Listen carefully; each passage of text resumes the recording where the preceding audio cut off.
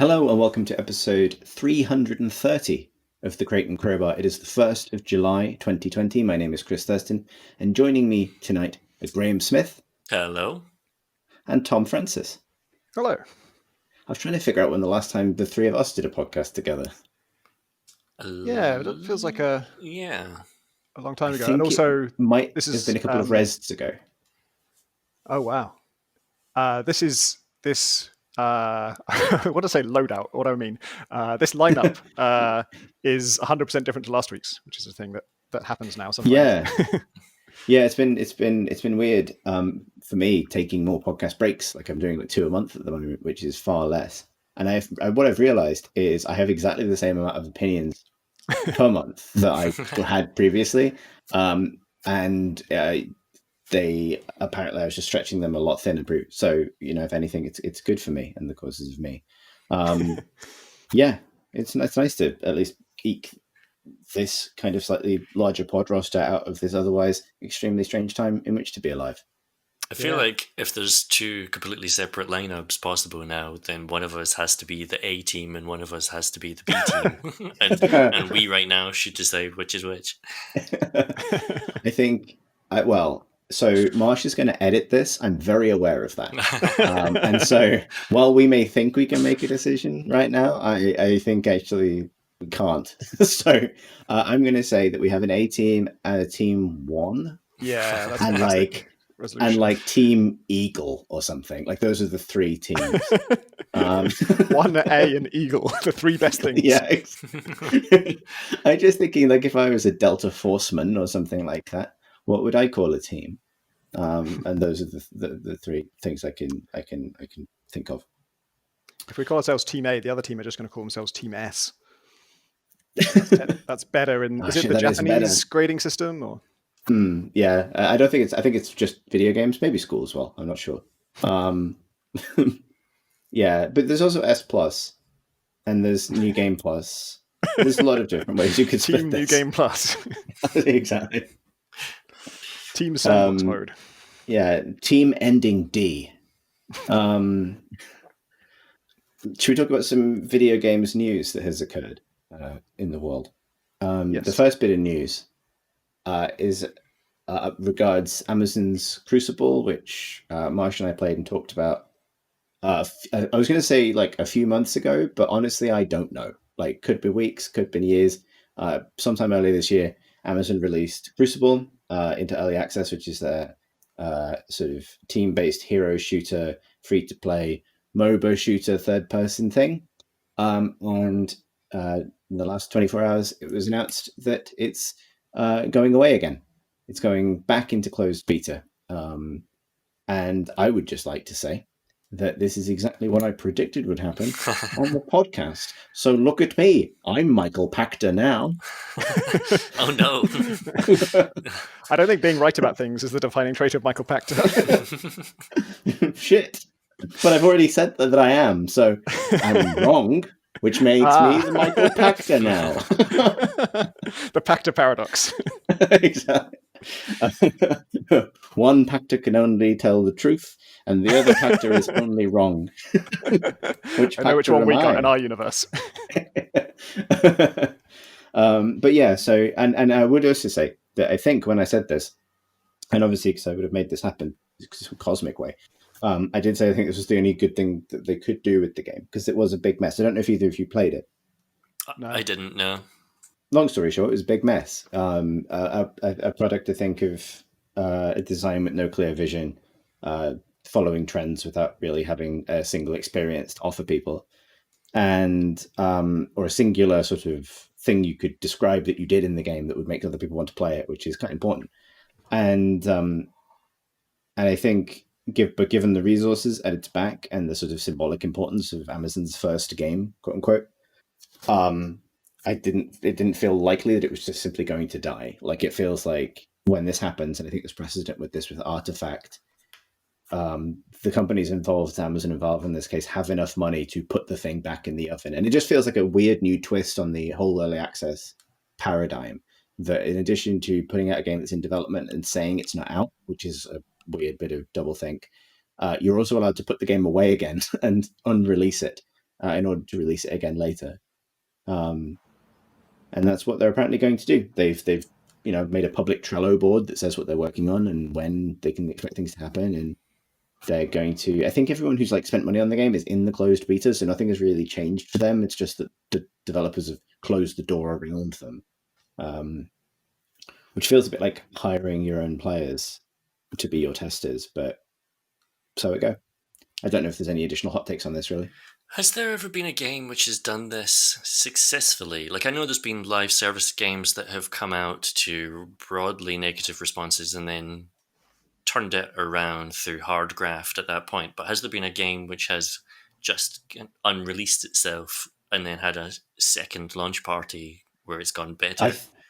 I think you could make the case for that being true of Fortnite, which they released a version of that game that they thought people would like, and not many people did. And so they then went, well, actually, what if it was this instead? And that was now the biggest game in the world, right? The whole thing about building forts at night, for which the game is named, is not really the whole point of that game. The point of the game now is great cross media licensing opportunities, plus gunfights for teens, and they've done that extremely well. But I guess that doesn't qualify as a relaunch, really. I'm trying to think if anything's legit gone away and come back. I can sort of, I don't have an example of someone doing this, but it does kind of make sense to me in that if you have a bad start, incrementally improving it over time, it is possible to turn around opinions, but doing it bit by bit by bit, you're not going to get a big splashing news story about it.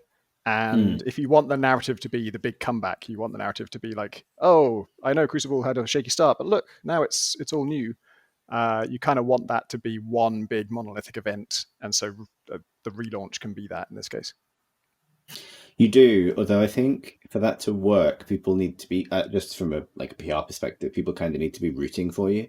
And I think this is kind of the challenge that Amazon have with this, or that Valve have with Artifact, which is with an indie developer, for example, if a game comes out and it's a little bit rough and it kind of climbs its way to being great, often the story there is hey, we're happy for these people. They managed to realize something that they were aspiring to do and didn't maybe pull off the first time.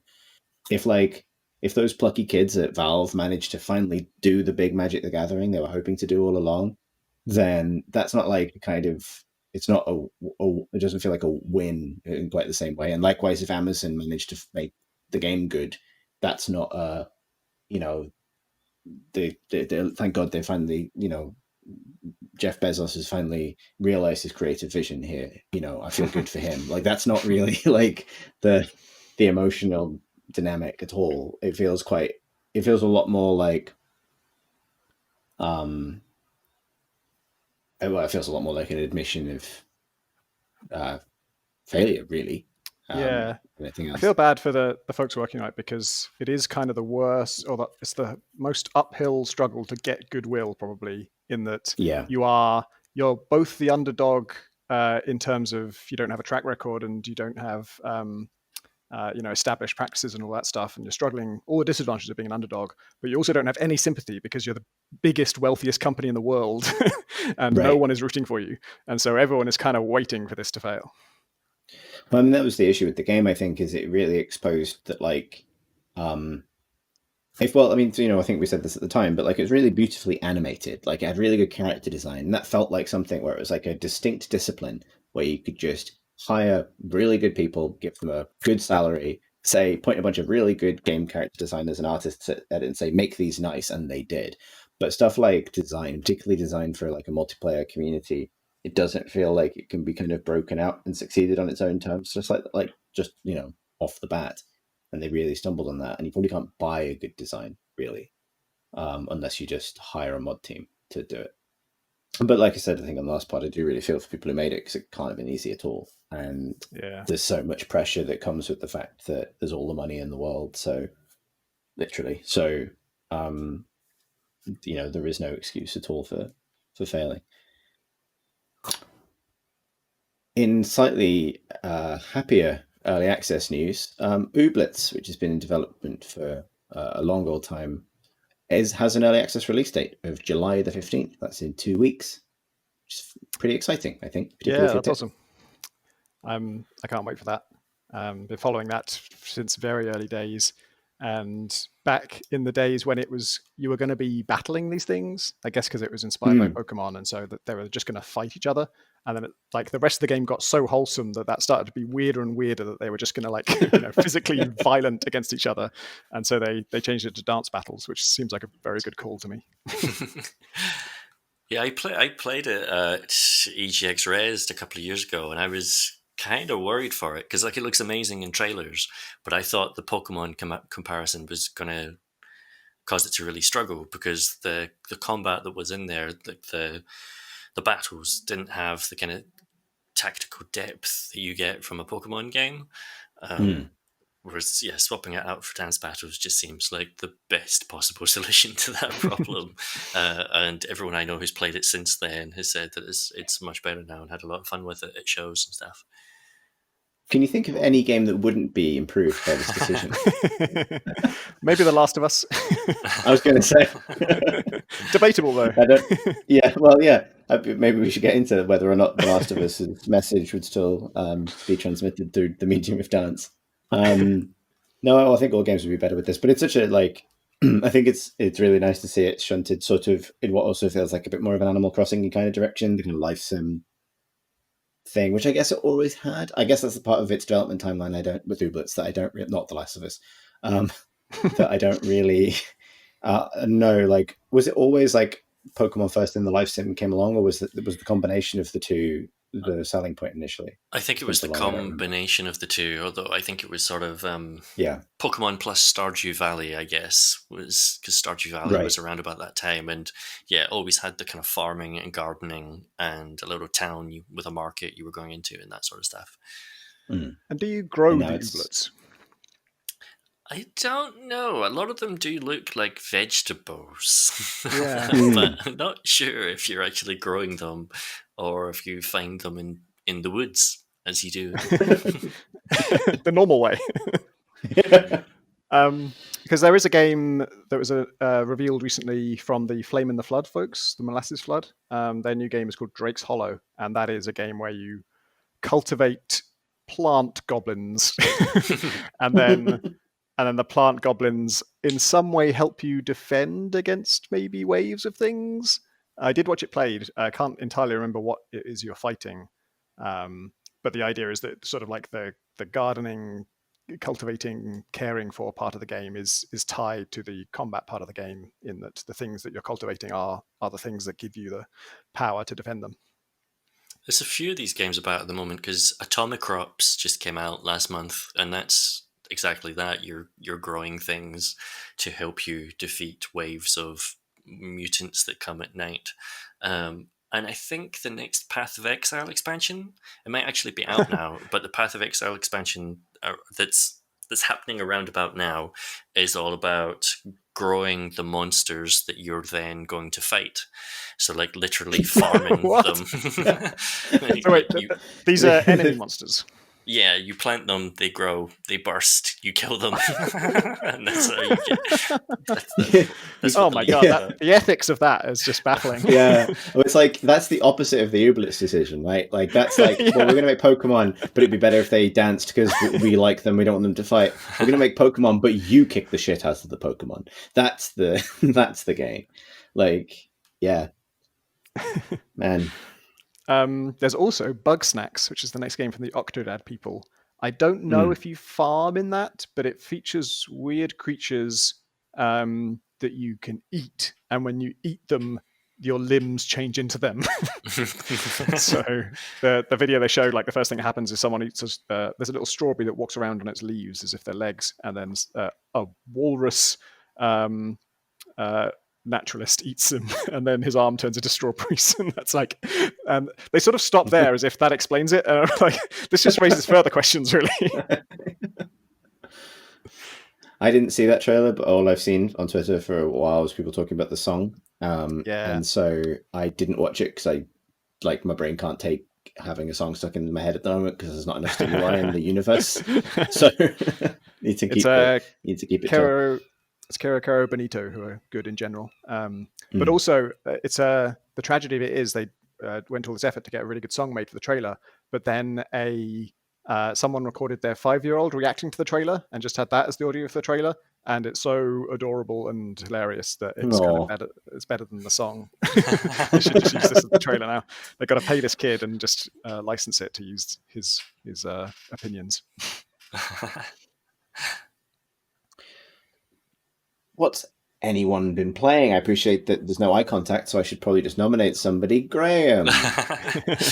Well, I've got two things, and I'll do a quick update. So, like the last time I was on the pod, I think I talked about one of the trailers I'd seen during one of the many Naughty 3 events, which was for a first-person shooter that seemed to be inspired by fear.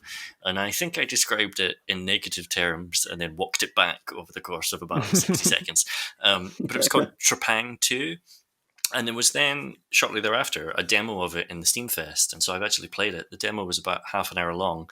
And it was awesome. Like, it was great fun. Oh, awesome. Like, there's over the last 3 to 5 years, I would say, there's been a ton of first-person shooters that are inspired by Quake and Doom, stuff like Dusk and Medieval and that sort of stuff, really fast-paced shooters with that kind of aesthetic. This is that, but with the aesthetic of a first-person shooter from around 2002.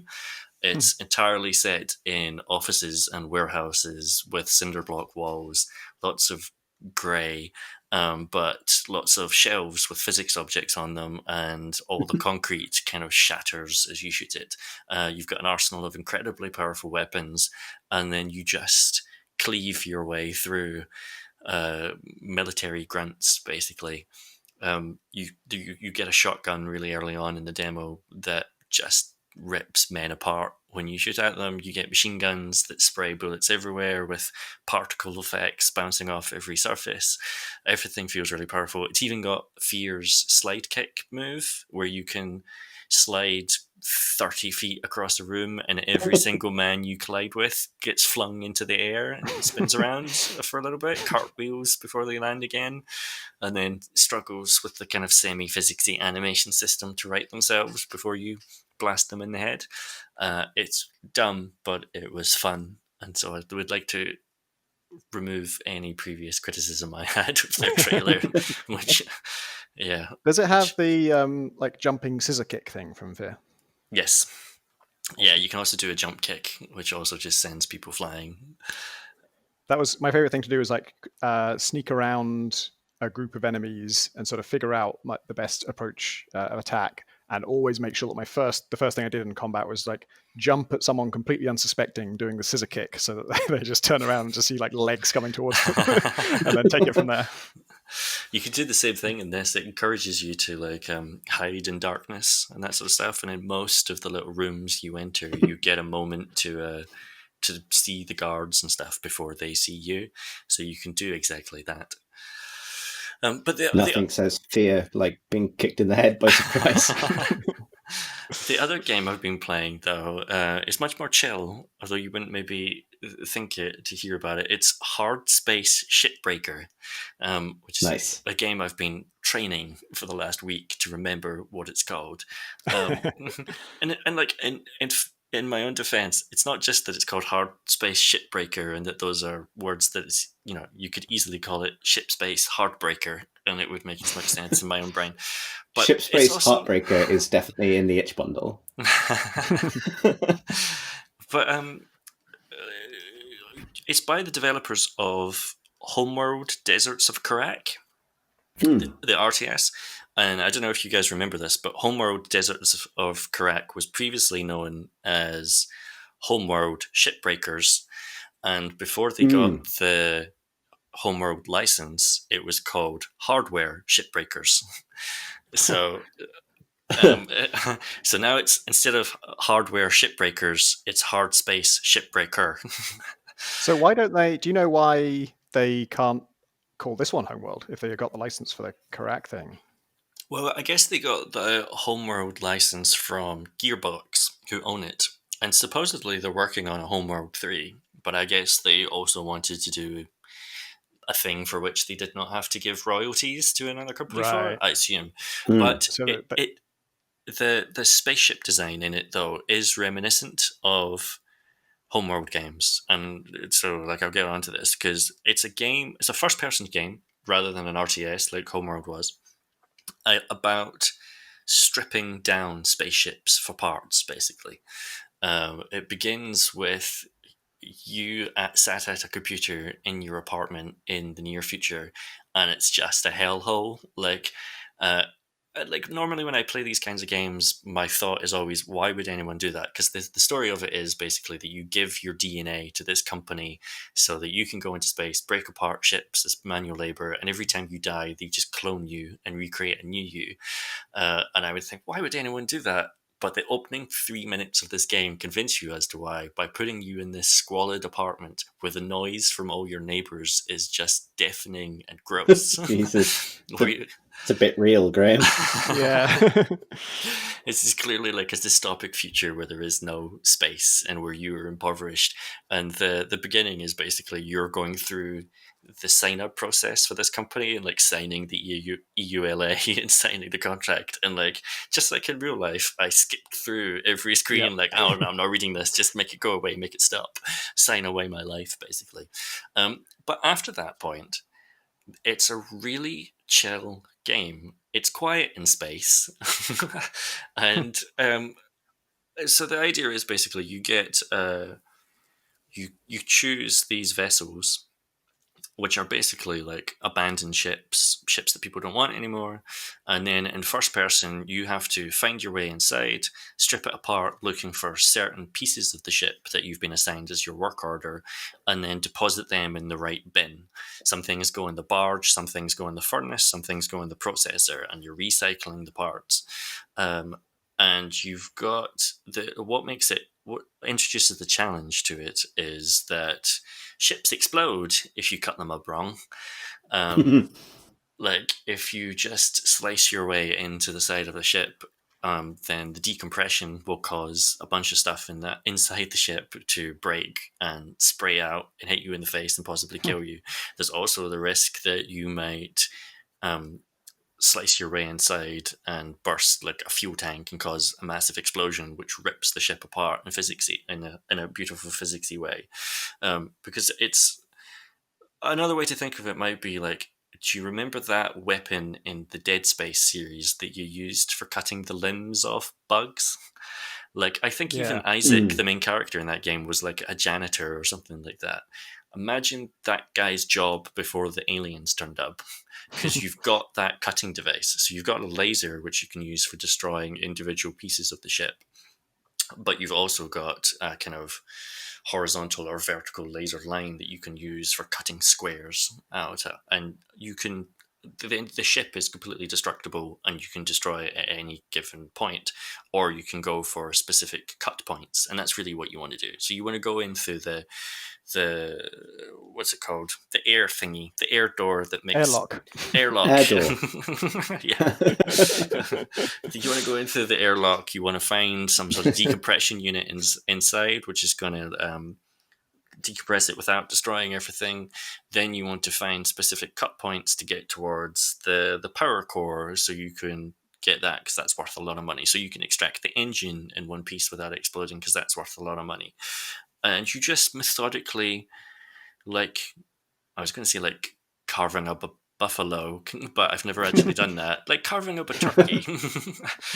Carving up a turkey, you just slice it bit by bit, taking strips off it, depositing it in the correct bin, making money, and then moving on to the next ship.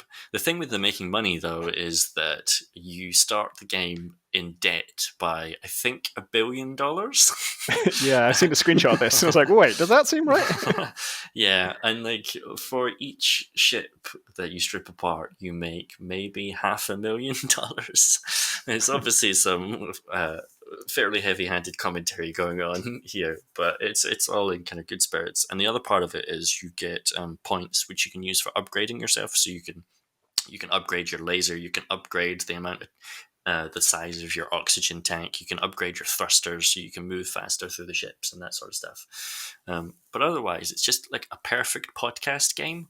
I've just been out like playing it at night for a couple of hours, putting a podcast on in the background and strip mining my way through these really nicely designed spaceships. How Is does it multiplayer? I tried playing it last Sorry. night. I didn't know. So in the tutorial, you've got to pull off these antennae with your grappling hook thingy, which I was very excited to do. And then it said to salvage them, and I didn't know where to do that. And there was like a blue bin and a red bin that seemed like a furnace. And so I tried putting it in the blue bin, and that just fails the tutorial and restarts. What do you do with those things? I don't remember where the antennae go specifically, but there should be, if you mouse over, like put your little crosshair over any object, it'll tell you which bin it needs to go in. And so if it's not, like the processor is the blue one, the furnace is the red one. And then if you look down, there is a big green net beneath you, and that's the barge. And so...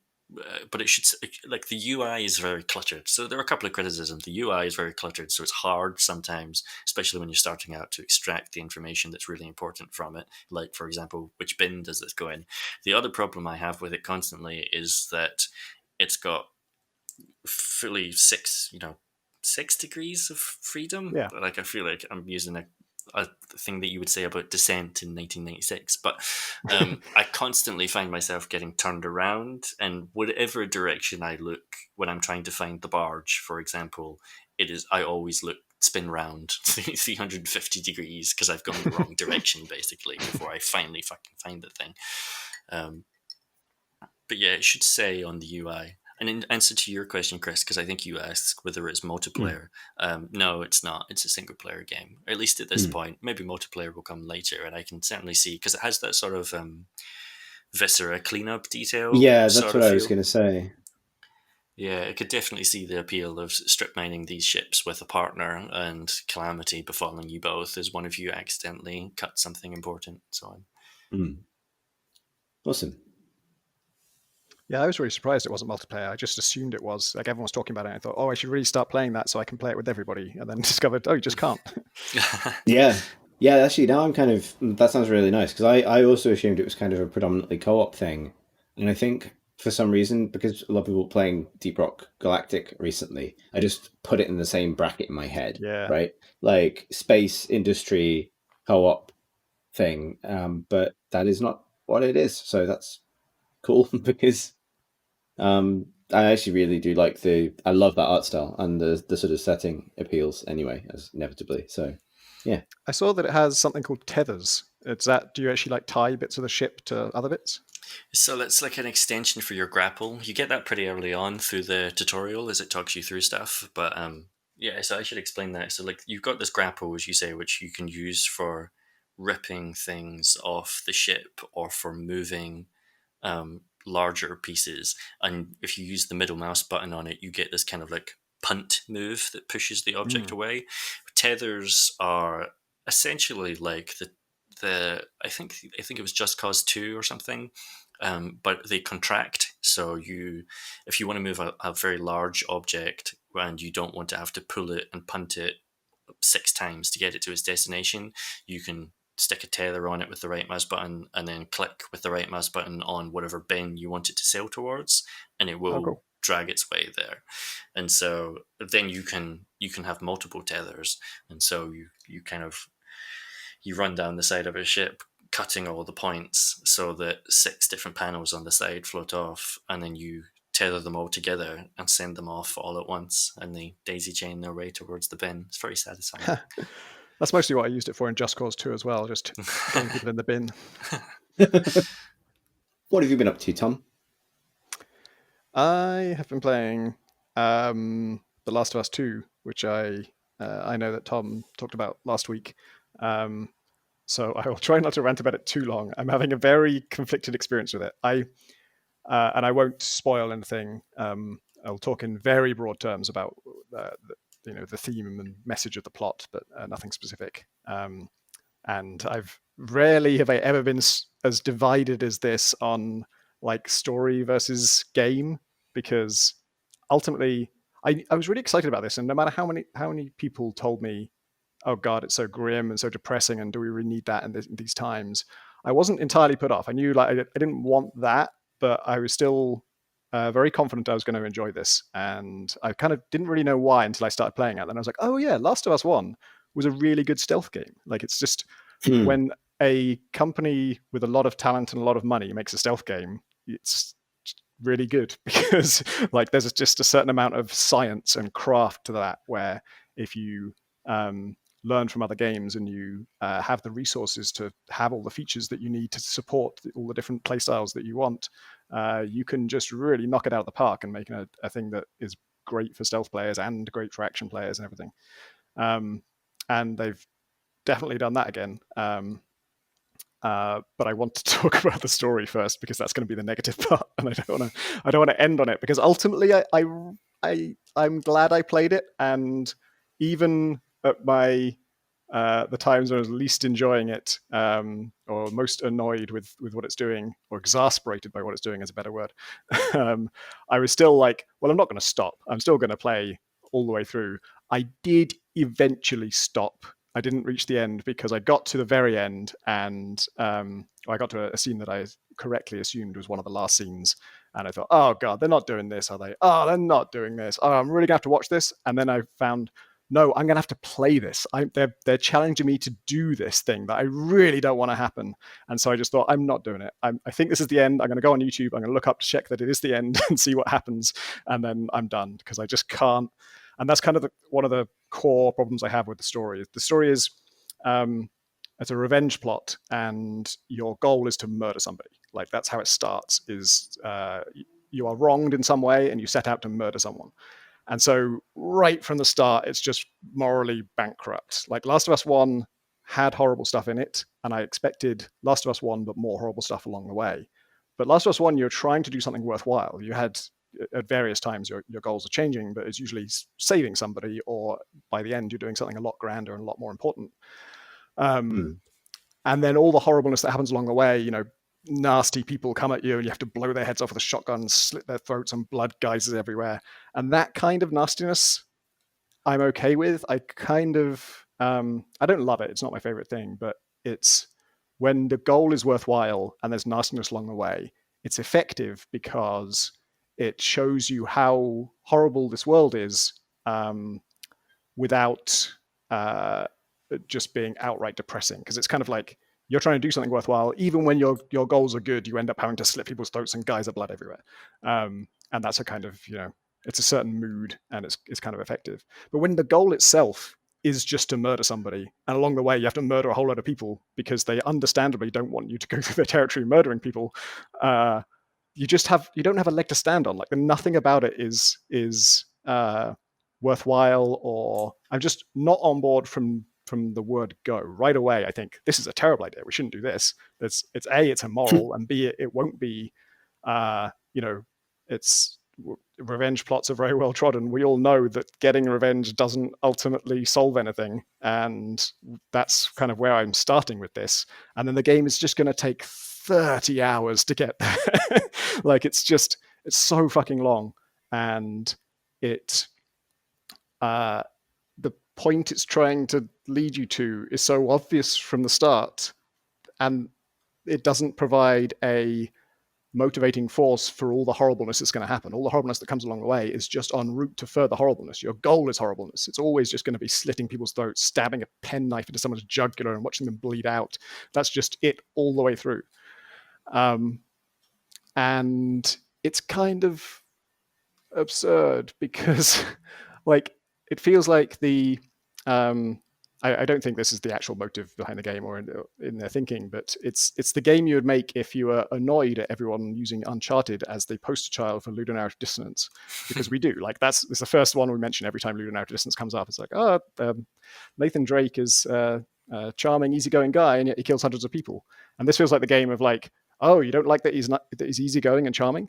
And then we can give you a game where that's not true. Like, well, that actually wasn't the part of the equation that we were questioning. Like, it was the killing hundreds of people part that you could have changed. And so this is wants you to take the people seriously. It wants you to care about them. It wants you to take lives seriously at times. And so the goons that you're murdering mourn each other. Someone finds a body, they're not just like, oh my god, a body, it must have been rats.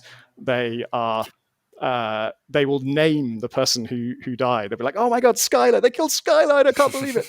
And if that person had a dog, the dog will paw at their body and just kind of, it stops hunting you and just starts pawing at its dead owner. And so they want you to feel this stuff and like care about these people's lives, but that doesn't work when what you're doing in the game is you're setting out to kill somebody, and along the way you're going to have to kill 480 other people who did nothing to you, who are basically innocent as far as you know. Maybe a bunch of them have done bad things in this awful world, but you don't know that, and you're just walking into their territory and murdering them to get to this other person.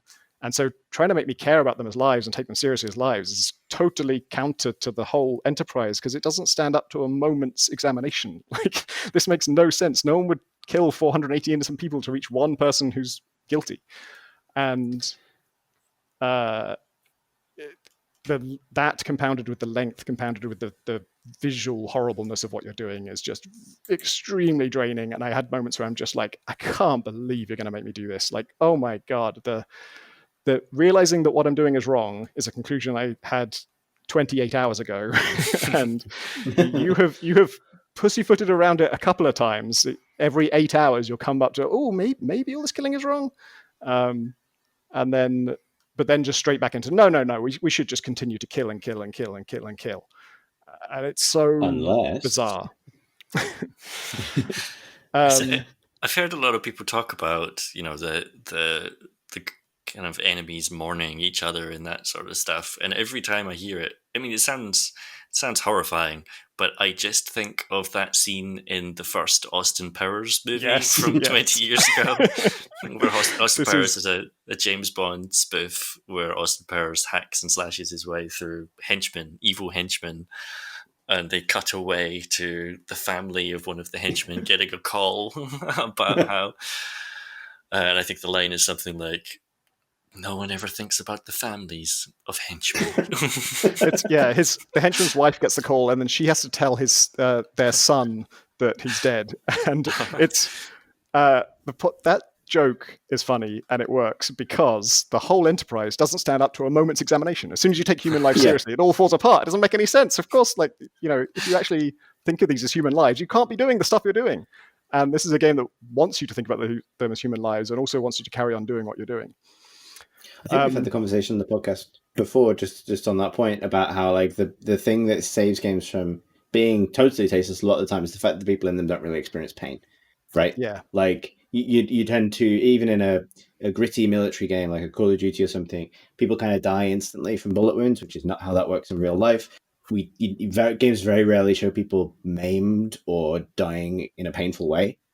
And that's for a good reason, because people find it off-putting and it makes them not want to do some cool gun shoots. Yeah. It was only after I was done with it that I kind of realized in retrospect. It has two stories to it, and I only realized in retrospect that I actually like one of them. I didn't notice it at the time because the first one is so depressing. And then the second one feels like it's just a little interlude in the middle of it. Like you're going to visit this character for an hour or two and then come back to the main one. But actually it's just half the game. And I wish I'd known that, because I say, this is the story I actually like. It's a similar kind of thing. It's revenge themed, but it has more humanity to it and more heart to it. And there's moments of people caring about each other and having some kind of self-examination and some kind of learning and progress in their arc. But at the time, I didn't really engage with it because I kept thinking, oh, we're going to switch back to the main narrative soon, right?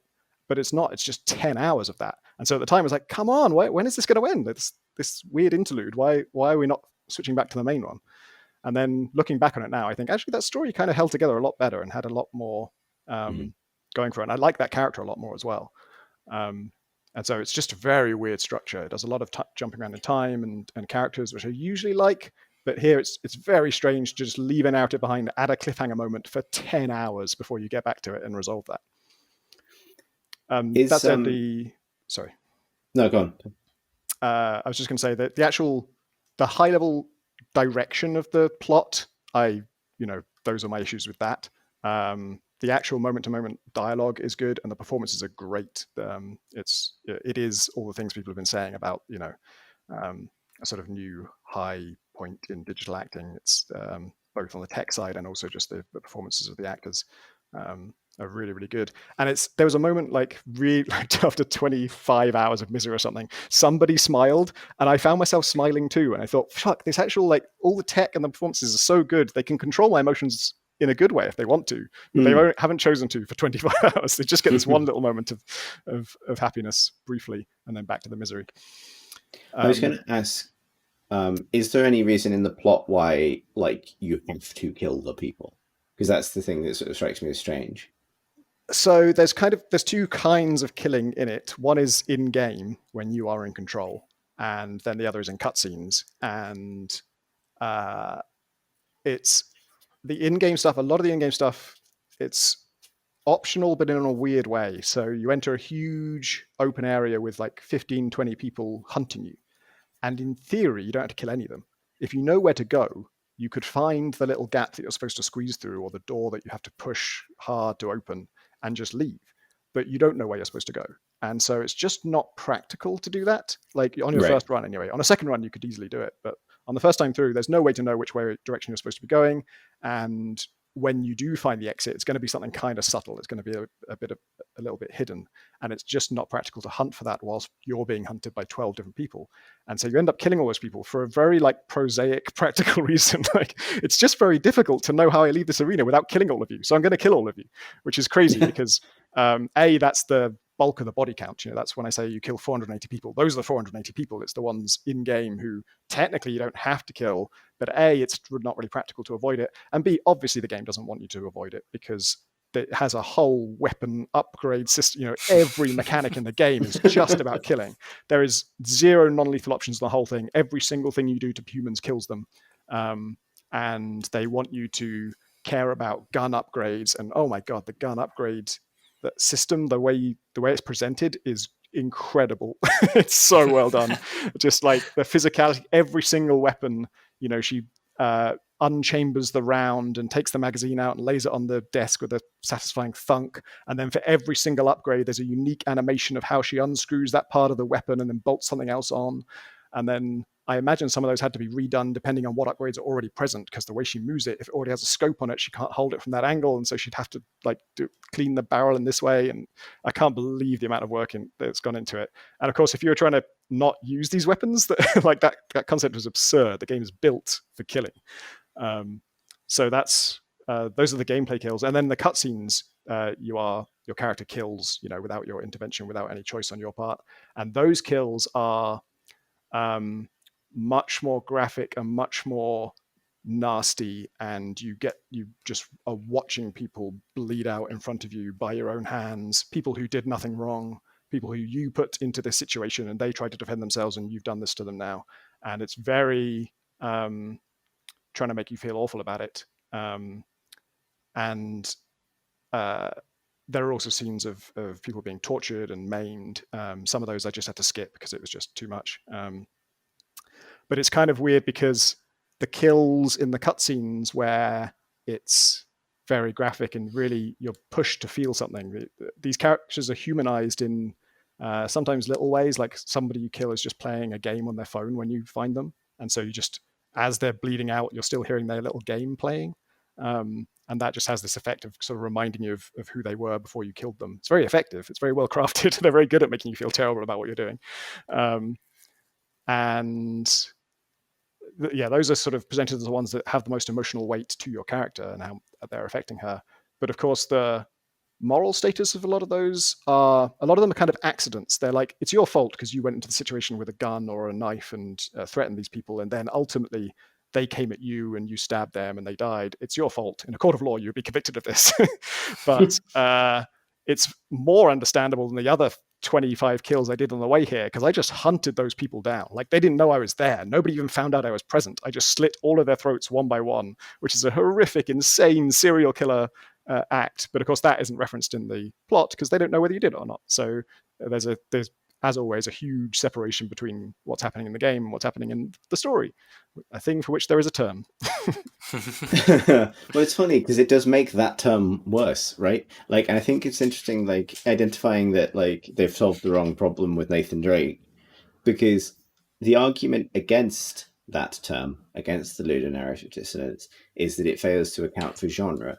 Violence is not equal in different genres of fiction. It means different things in different contexts. In Austin Powers, which is explicitly a play on a genre, it sends up it makes a comedy out of suddenly doing this hard left turn out of the genre that the audience understands they're in and into something else for comic effect. And so there's always something slightly bad faith about the argument that Nathan Drake murders hundreds of people while wisecracking because he's a matinee adventure hero. And those other characters are not humanized particularly. They're kind of often sort of faceless mercenaries and kind of cartel goons that are piling out of jeeps and falling off stuff. And it's understood in that context. And you can have a broader conversation about whether it's kind of appropriate that we, can trivialize violence to that extent within certain genres of fiction. But it's nonetheless true that they are. And so, the goal, and I think the idea that is somehow completely dissonant comes from A, a misunderstanding of genre, and also B, a sense that all games must proceed towards a kind of pure simulation where everything has the kind of appropriate consequences that you'd expect. So if someone is funny, they're probably not also a murderer, or because that would be strange in real life, which is where you get the dissonance thing from. But that, I think we kind of know by now that, like, games simulation is not the end result of games, and also a lot of the time is kind of a trap. And it sounds like it's kind of a trap here because they're simulating a hell of a lot more. They're simulating people's dogs being sad. They've got simulated dog sadness as a back of the box feature. If this was a 90s game, that would be like something you'd put in a box out. Like, it's now got sad dog technology thanks to Peter Molyneux or something like that.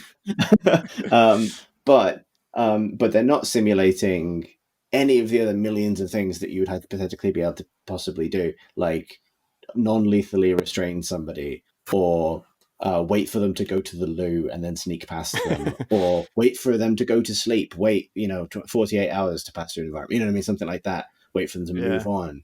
Wait for an argument to break out between them when they get frustrated being unable to find you because they're humans. Like, it's not simulated to that degree. And so I think there's sometimes like an essential hypocrisy to, I guess, trying to like humanize games through simulation. It's kind of an interesting problem because it's like impossible to do it sufficiently, and you're just going to make the dissonance worse. So I did, the reason I still played it almost all the way through and still basically recommend it despite all this, if you're a player like me, is because the stealth bits are fantastic, and it's they're almost always an open area with people roaming dynamically. There's very little scripting of this stuff. Maybe the intro to the scene will be scripted, but then once you're in it, it's just AI and very rich interconnected, multi-leveled environments, just loads of really good environment design. Kind of reminds me of the best moments of the Far Cry games in terms of sneaking around an ever-changing environment. And the first one that really worked really well for me was the first time that you face multiple dogs, because the dogs, unfortunately, are incredibly effective at finding you if you're playing in a stealth way, because they can smell you. And has this Batman vision thing where you can see people through walls, and that's called listen mode. And in listen mode, you can see what dogs can smell. So you can, by listening real hard, you can smell the dog is smelling. Can you hear what you can see that the dog is smelling? You see your own smell trail if you listen hard enough. So you see that basically the path you just took, which the dog is now following, and so you know where the dog is going to go because he's going to follow that smell trail, and it's really messes with your whole comfort zone of stealth. But of course, you don't want to kill dogs if you can possibly avoid it. Like much. I can take pleasure in shooting someone in the head with an arrow, but I can't really take pleasure in shooting a dog in the head with an arrow. And so I'm trying to kill all the humans but leave the dogs alive. And it almost kind of works. It basically works in that because dogs are partnered with humans, if you kill the human, like I say, the dog mourns the human, and it's not like their AI turns off. They're still conscious and they can still see you if you get close enough, but they won't actively like sniff you out. They don't care about interesting smells once their owner is dead, which is a thing I had to learn about dog psychology in order to get through this. But that encounter was just like, I must have spent like 40 minutes on it and just hunting maybe 12 people and 2 or 3 dogs, and trying to figure out how I kill them all without having to kill the dogs and just leave a ghost town of sad dogs, basically, before I move on. Can multiple dogs be sad about the same human? That's an excellent question. I don't think so, because I think they pair. I think they pair, in a one-on-one basis, but they can get over their grief if a new human comes along and kind of takes ownership of them. So I thought, like, I killed his owner, I can just forget about that dog. He's going to stay there forever. But actually, if a dogless human meets a grieving dog, they can form a new pair, like molecules bonding. And now they're going to hunt you again, and they're a pain in the ass. And then now the dog is at risk again, because now maybe I've got to kill the dog if he sniffs me out. So I've got to be careful of that and try and kill the human. Sounds increasingly like Dwarf Fortress or something. That. Like this entire civilization is going to collapse because a dog's going to die and a man's going to mourn it so hard. You can definitely. But also, this is what the game is about. Like, you've just identified, this is what the game is about, as far as I can see. There's a lot more emotional. Yeah. There's a lot more emotional complexity and depth to the dog AI than there is to the main character. Do dogs attack you, or do they just find you? Oh, they attack you, and it's one of those kind of like, not quite a quick time event, but they pounce on you, and now you've got to mash X to get them off, and it's to wrestle. Yeah, which is not fun. And then of course by that top point you're surrounded by people. Every time I was detected, I just reloaded again, because it does have, I got to give credit for a really good difficulty options. You can customize all individual axes of the difficulty, so I was able to turn the stealth detection down, which is how I like to play stealth games. I don't want it to be hard to remain undetected, and I can turn that down to light, but I can leave other things on hard, and I can also change the checkpointing frequency. And so I put that on very light, and that means it saves more than once a minute. And so I never lost significant progress, and that's really good, especially for stealth stuff. Like just making one slip up and being able to go back 30 seconds and carry on from there is great. And then some of those, there's an encounter late in the game that I just had such an amazing time clearing it out. It was Tom Senior last week took issue with this. I was very glad that eventually they introduced a human faction where every motherfucker in that faction has done something wrong. I can feel fine about killing these people. Like, I wouldn't kill them in real life, but in the context of a video game where I've already killed 480 basically innocent people, when they finally introduced a faction where like, oh, these fuckers can just die, I will kill all of them.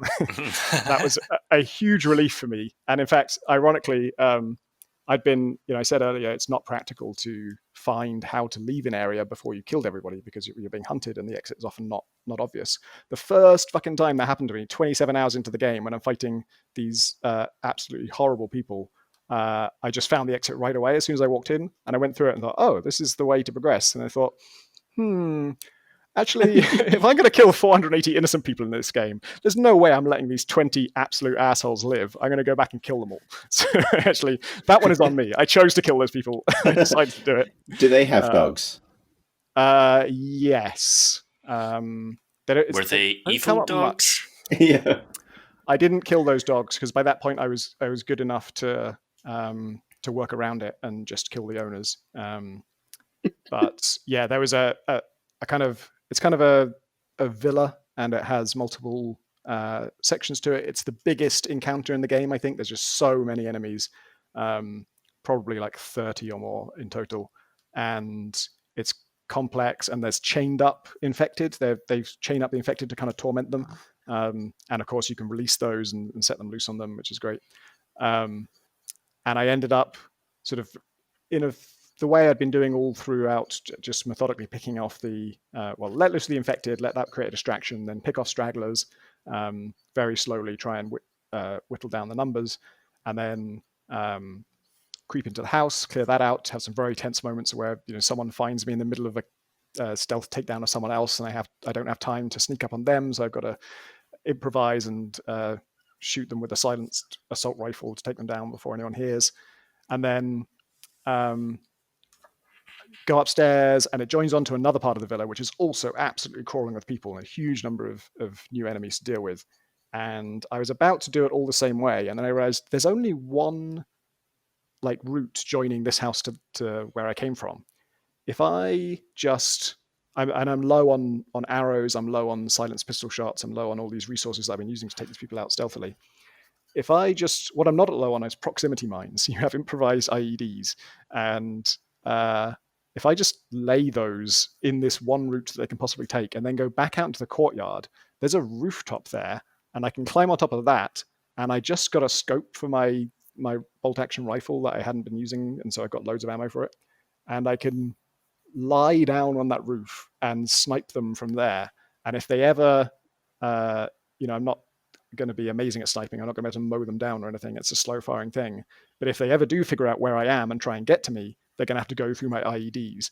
And so just picking them off in a very methodically, I picked my sniping spot so well that they couldn't figure out where I was shooting them from, and then trying to catch them all as they come out of the building to investigate the shots, shooting them, not being able to catch all of them, and then just hearing this boom as somebody has figured out the route to get to me but walks straight into my IEDs. It's at its height, you become like a master guerrilla fighter where you've engineered the situation in a way that is so brutally unfair to the other people that it kind of doesn't matter how many of them there are or how well armed they are. You've just kind of outplayed them, and it's dark, but it's very, very satisfying, especially because, as I say, these people were shits. I can enact a total tone shift if you like. Yeah, that's because there's two games that I have played, and they're very different to one another. But I'll go with the one that I have a short amount to say about, which is Kiwi, a co-op game about funny little kiwi birds that type messages using their butts. It's not a lot like The Last of Us Part 2 in many ways. This was a game that Pip found a demo of in the Steam demo extravaganza thing. It's Kiwi as in the bird, but it's spelt key as in keyboard key, KEYWE, we as in us. And basically, it's a kind of co-op game in the kind of vein of something like Overcooked, those sort of like mini game focused kind of co-op challenges where you got to sort of solve puzzles together or like achieve a task together. But you each play a 3D little kiwi bird, a customizable kiwi. You can unlock various hats and glasses and things, but otherwise they're kind of relatively realistically drawn. It looks kind of, I think it's in Unity, but it looks kind of Unreal Engine-y in its sort of level of detail. It's 3D. Sort of slightly isometric, and you work in a post office, obviously. And there are two challenges in the demo, but my understanding is that there's a lot more in the eventual game, which isn't out yet. And they are one where you have to press a button to get a message on the radio that tells you a letter you need to write very quickly, which is often something like forest fire today or something like that. And then you have a huge like typewriter keyboard, but where the keys are all in weird places, and sometimes they rotate and sometimes they move or swap places with the keys, and you've got to run around together and use your little butt slam to press the keys to, one of you has to hold shift so you can get a capital letter for the other one, to type out these messages, and then send them. And it's like how many messages you can send in 2 minutes. So it's this sort of mad dash to do it. And the other mode, I mean, that was fun. The other mode, which is my favorite of the two, is you are in this like the kind of this messenger room, and you have this sort of I guess stamp kit. You have all these fragments of words, so like a couple of letters, syllables basically, that are stuck on labels that are scattered all around this kind of multi-level post office environment. And you're Kiwi sized, so you're leaping and climbing over all this kind of like chairs and tables and desks and stationery and stuff. And again, a message will come through and tell you the message you need to assemble, and you have to put all these like labels together to spell the message that you've been asked to spell, and then work together to like bring the stamp down and turn it into a little letter. And then you've got to stuff the letter into the pocket of, I think it's a cassowary, like an emu type kind of pecking bird. But the bird will peck you if it's not repeatedly given treats. So while one person's trying to stuff the envelope into the pocket of the cassowary, the other one has to run off and grab a treat and feed it. And it's really cute. It's really fun. And if you do well, you get more points, which you can spend on like aviator sunglasses or penguin themed feathers. You know, it's video game things, but we both really liked it. And it, you know, we didn't spend a huge amount of time with it because you kind of blast through the amount of demo that's there pretty quickly. But we played local co-op. I believe it'll have online co-op when it launches, but the beta doesn't. Sorry, the demo doesn't. But it was really good. And actually, I often find that games like Overcooked are of a degree of complexity, and often they're about creating a system that can handle any request that comes in. You have like a finite amount of pieces, and you're going to be asked to rearrange them in a bunch of different ways to meet the meal orders and things that come to you. And so they're kind of like project management games. And as a consequence, the bossiest person in the room, which is often me, becomes the project manager for the game, which isn't actually how most people have fun. And I think Overcooked can be fun, but for me, it's certainly like I feel quite self-conscious about like not wanting to tell people what to do, but also like wanting to do that. And so I find it quite stressful. Whereas like this, I really liked because the conditions of your cooperation are always changing. Like bits of the keyboard move around, so you can't even agree on which letters are whose. And so you're always kind of reacting to something that's right in front of you, and it's nice. Basically, it's KeyWe, which I thought was cute, and I'm not sure who made it. I'll just check quickly. It's by Stone Wheat and Sons. I don't know who they are, but they've made a cool game, and it was just a bit different, so that was nice. Oh, that actually just reminded me. Sorry, this will just be a quick one. I did play Monsters Expedition through Curious Exhibition. Oh yeah, game what Pip was working on. Yeah. Yes. And it's absolutely lovely. It's the central mechanic about chopping down trees and rolling the logs into the water to cross to new islands. It's definitely got the Steven Sausage Roll thing where it's a simple mechanic, but there are so many different sort of edge cases and weird interactions that you can produce that have their own unique answers to them. And so the depth of the puzzles you can create out of it, I can already tell, is going to be really deep, because there's just things like, what if I'm standing on a log that's facing north and I try and roll a log that's facing west on top of it?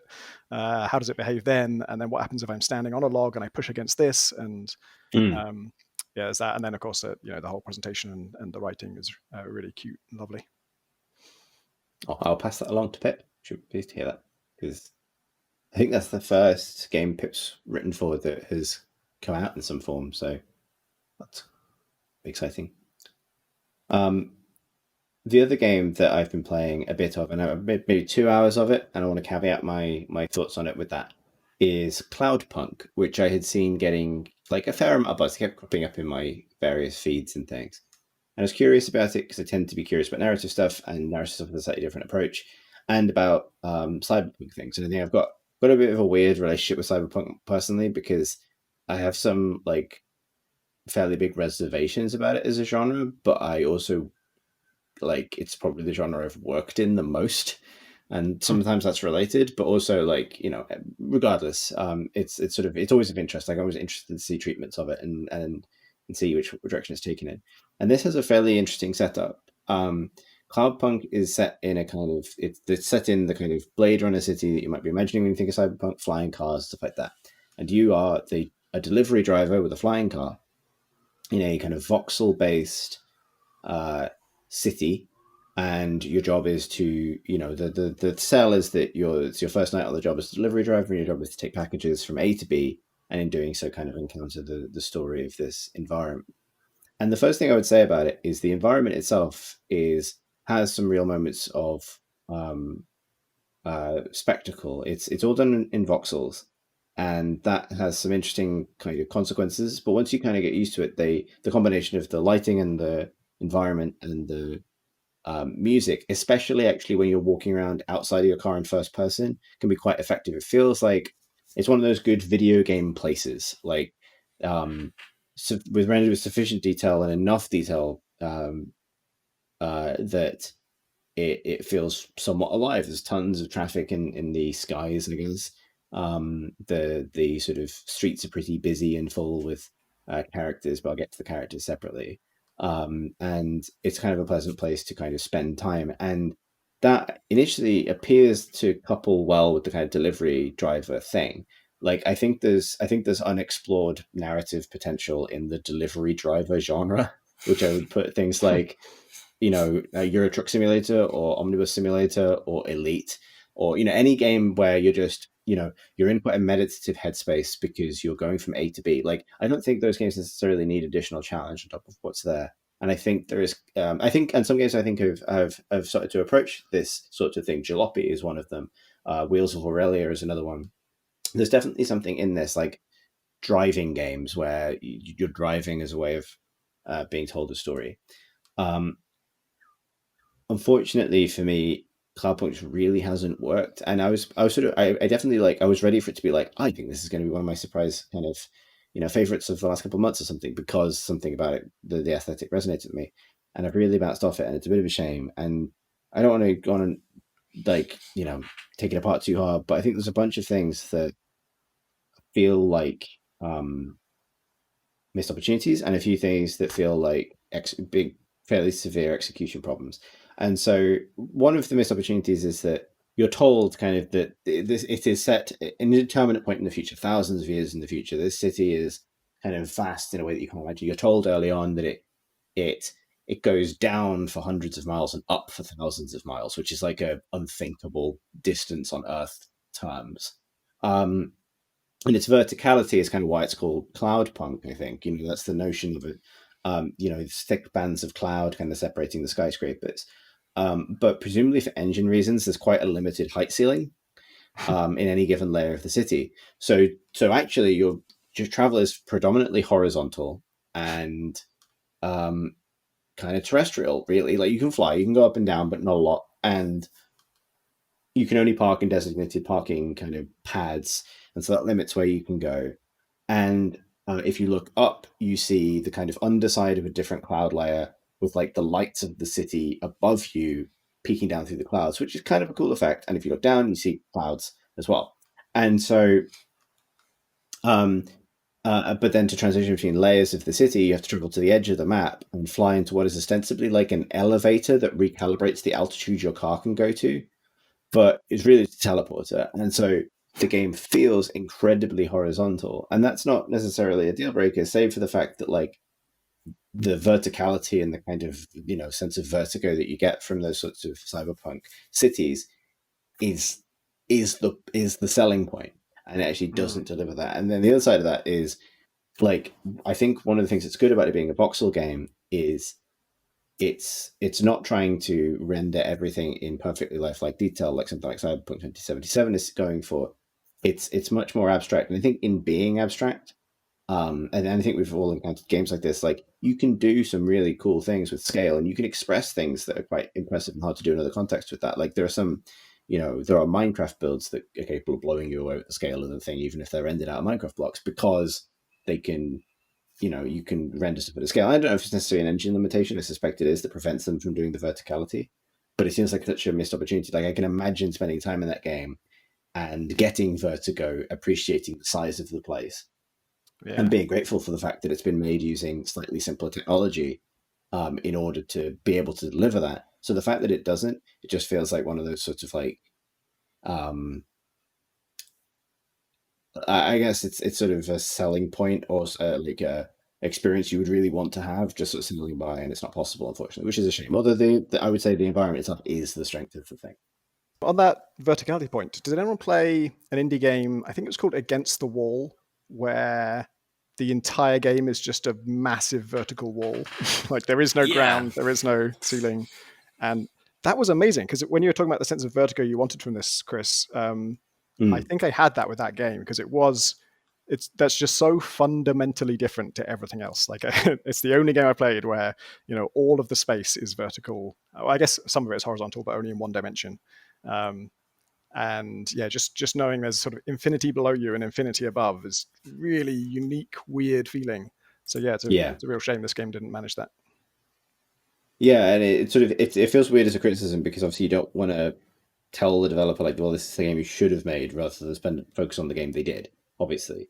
But it just feels like, given that's so central to the fantasy, that not getting that feels like a shame. And actually, I did note that on the Steam page for the game, it does sort of, as he says, its top bullet point is explore an immense vertical cyberpunk city. And actually, I think that's slightly misgiven because it's not really. It's horizontal, but with teleporters that you're told are taking you up and down levels, but you're not really given any visual sign of that. So, I think that's a missed opportunity. The other part of it that I think has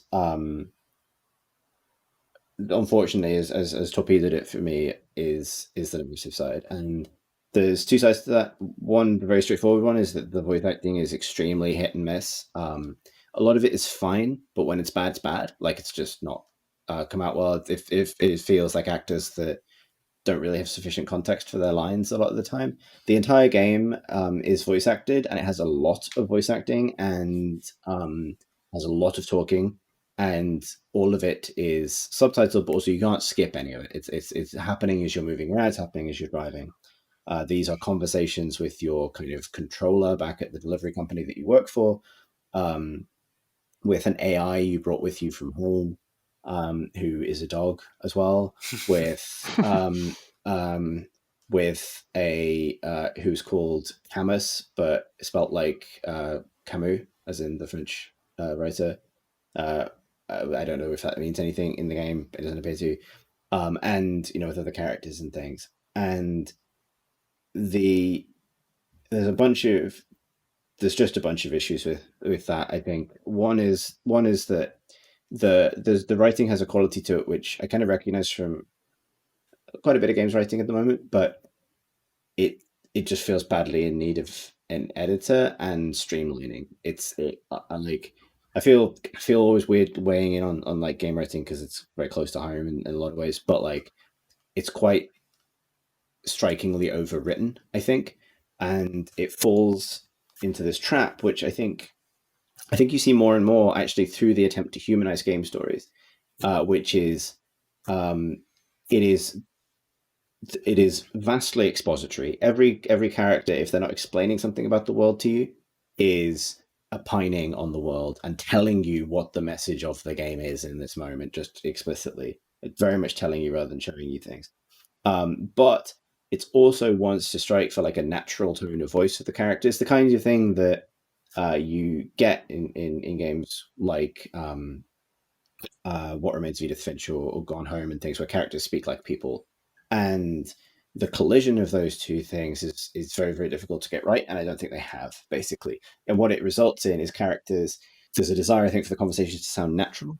So characters are constantly asking each other questions, basically to prompt the next bit of explanation that the game needs to give you. And that means that every conversation in the game feels about 5 times longer than it should be, and therefore feels weirdly unnatural. You play a kind of young woman this is her first night in the city, and she's also kind of like a fish out of water, but that plays very strongly against, I think, one of the predominant things about cyberpunk, which tends to be that people are enmeshed in this environment and enmeshed in the technology about it. Is the way that the technology warps itself around familiar and new forms of class struggle and oppression and all these other things that make it punk. This sort of the kind of dystopianness of that clashes really hard with a pretty fluffy script, really, that is pretty friendly and kind of positive and bouncy in other ways, and wants to have like jokes about your fun dog AI, as well as sort of more serious considerations that land very very flat, and as a result it manages to end up sort of both overwritten and vague, both over expository and sort of with this false attempt at naturalism that doesn't really land. There's a lot of people answering questions with questions in an attempt to allow the game to articulate all the information it's trying to dump on you. And all of this with some really rough voice acting. And so the combination of all of those things is I can't relax when I'm playing it at all. Because the other side of it is all the conversations you have are like pretty plot critical, like everything is important.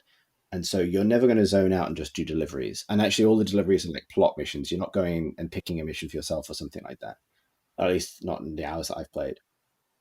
And so what I think sells itself as an experience of pootling around a city or soaring around, like, with the sort of Vangelis style soundtrack and taking this place in, is actually an experience in like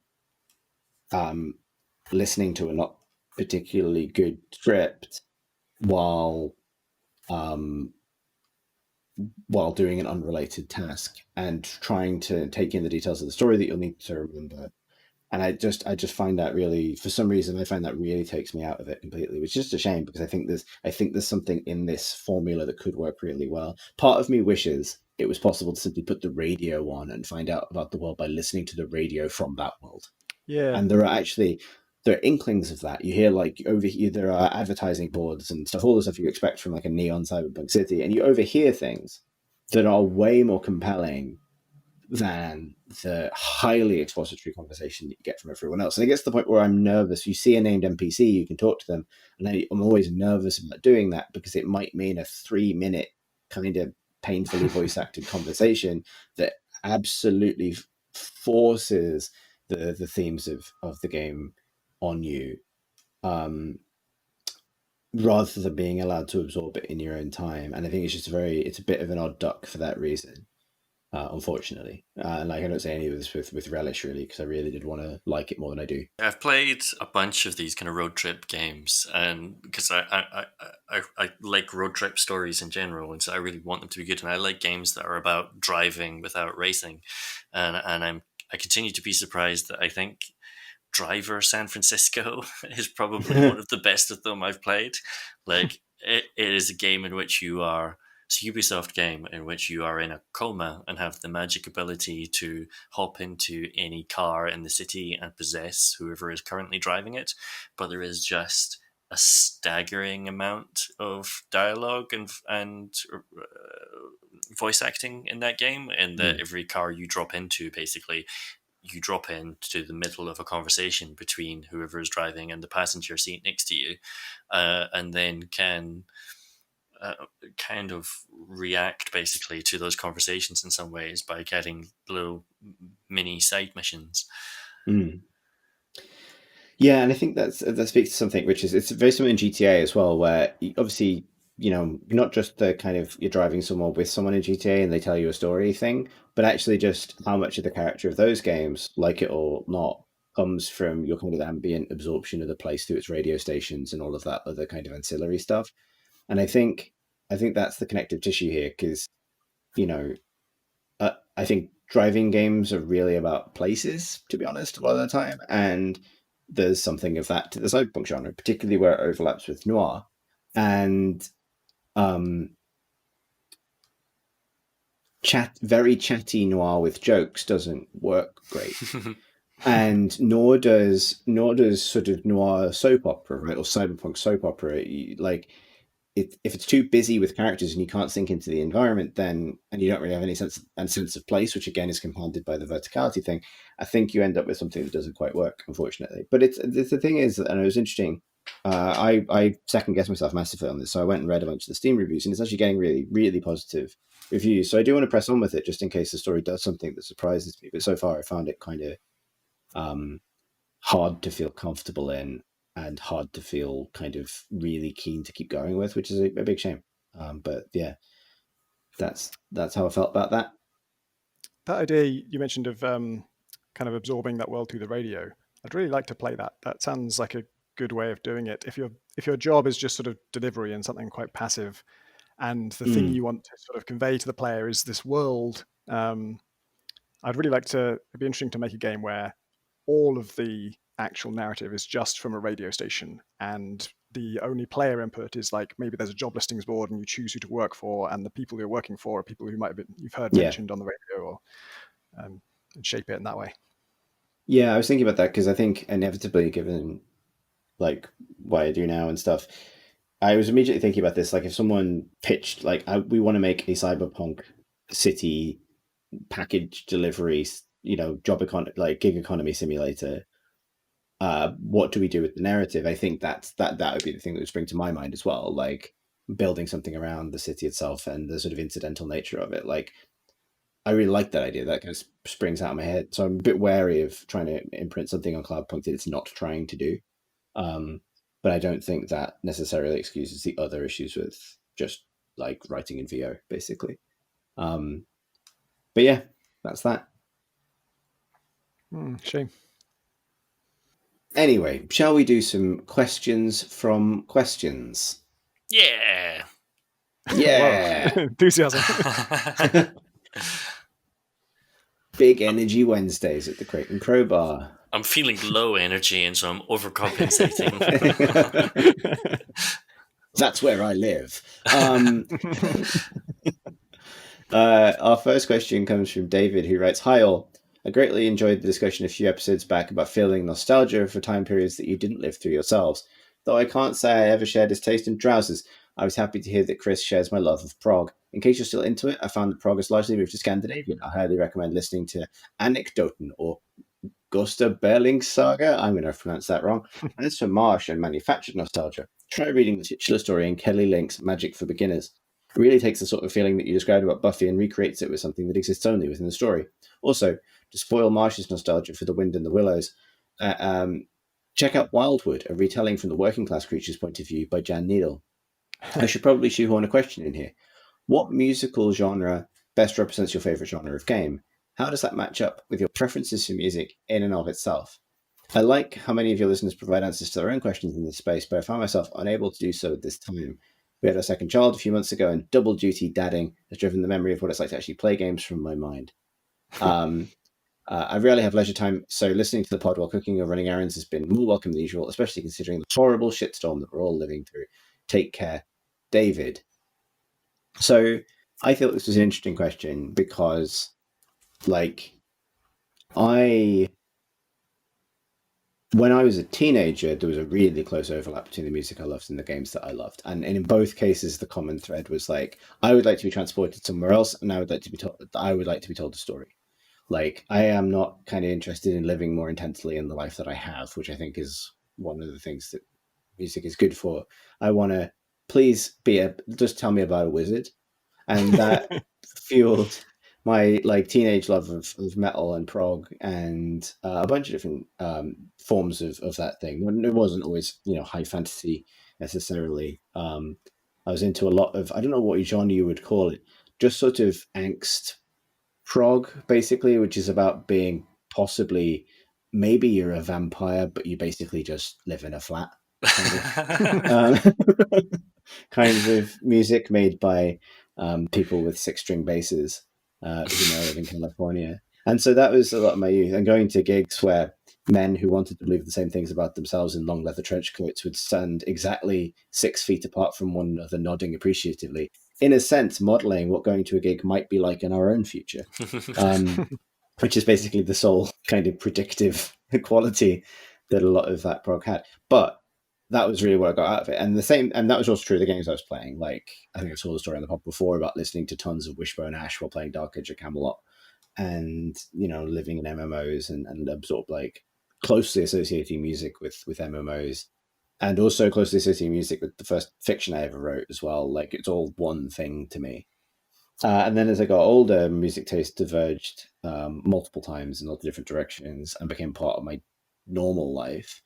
But my taste in games hasn't changed that much. I still like to be kind of transported somewhere and to kind of live in a different space. And so, and for the most part, that would only have really been expressed by the soundtracks for the games themselves.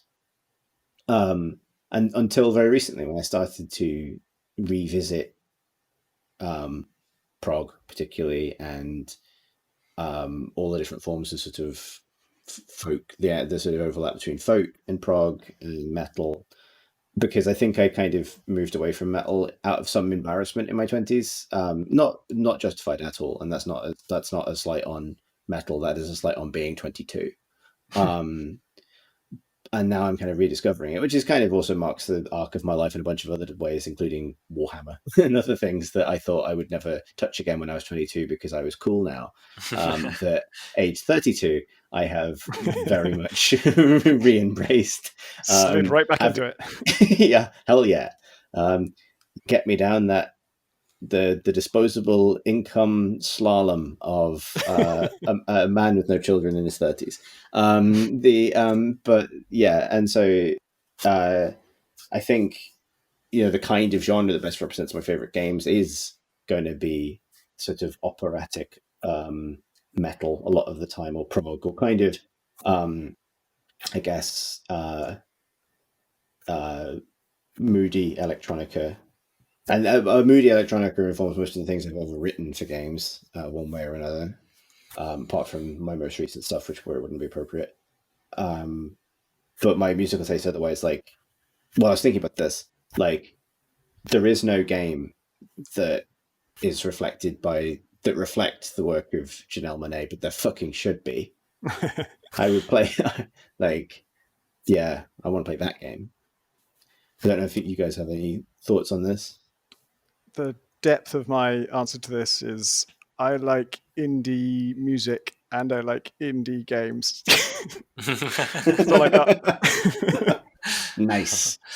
I got into prog because there is an episode of Futurama where Fry needs to use his Space Invaders skills in order to defeat actual Space Invaders. And in order to practice, he gets like a 6-pack of Pepsi and an all Rush mixtape and goes and plays Space Invaders while listening to Rush. And I was like, huh, who's this band? And so went and listened to them and liked it and explored prog for a while. But that is my only answer to this question. Excellent. What is what game goes with jazz, like improvised jazz? Improvised jazz, because I was going to say, didn't you make a game with jazz? Yeah, so I mean, I'm assuming there's a separation between games that have a certain kind of music as the soundtrack and games that sort of match that music in some thematic way. And I don't feel like Gunpoint is a very jazzy game in terms of I mean, hopefully people are improvising a little bit, but it's not like make up your own wacky thing as you go. It's much more like, here's a puzzle and solve it. Yeah, make up your own wacky interpretation of what this light switch should do. I guess it's Ape Out. Have you guys played Ape Out? Yeah. Yeah. Where you're creating the kind of jazzy soundtrack by smashing humans to pieces, and cymbal crashes and stuff like that align with the smashes, and the drumming matches the rhythm of your pounding across the floor. And that game is kind of cheating. That game is kind of cheating on this question because I can't possibly claim that the music doesn't match the game, because the game literally creates the music.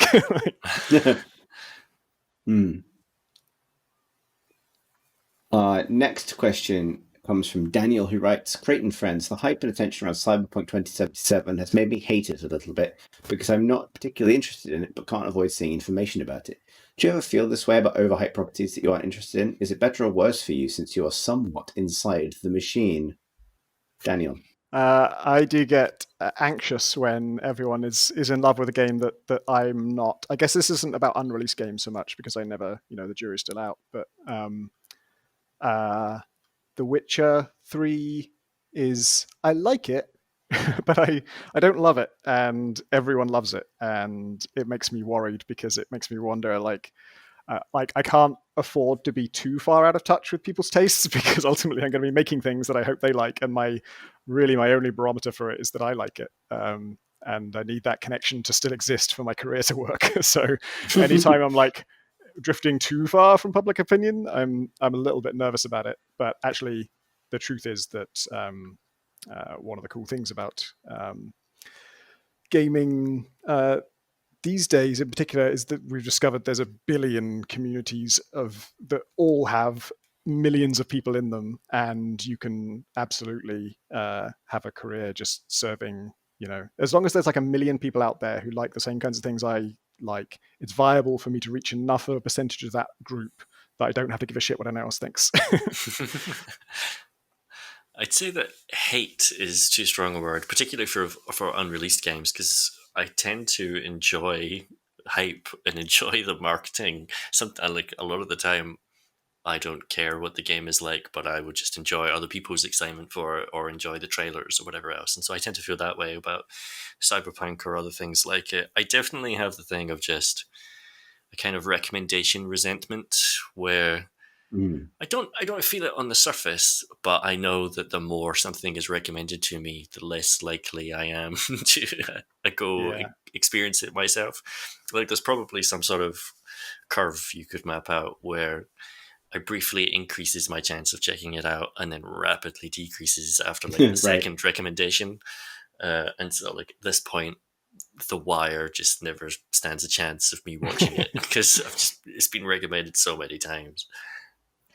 I think I'm more like professionally and kind of academically interested in the hype that grows up around something rather than like excited for it myself. I find myself like I don't get hyped for forthcoming games very easily at all.